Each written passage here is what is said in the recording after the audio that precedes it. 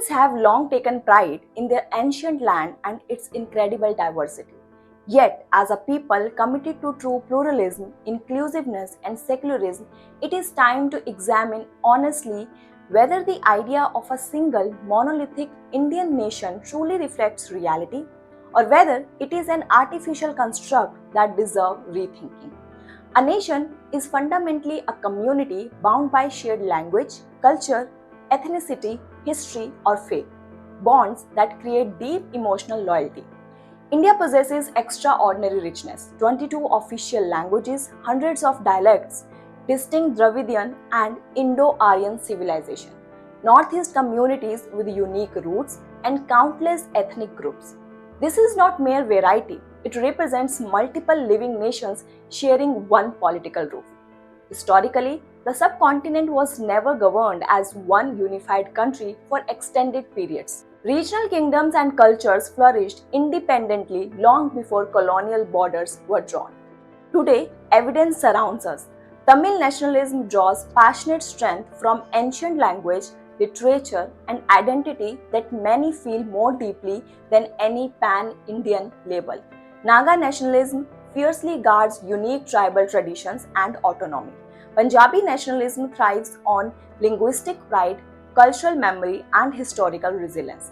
Marathi nationalism celebrates warrior heritage and regional distinctiveness with unmatched intensity. These subnational identities consistently evoke stronger emotions, loyalty, and everyday resonance among their people than the border, more abstract Indian nationalism, which often surfaces mainly during cricket victories or national crises. This pattern reveals that India functions less as one organic nation and more as a union of several authentic nations. Such realities do not diminish India, they enrich it.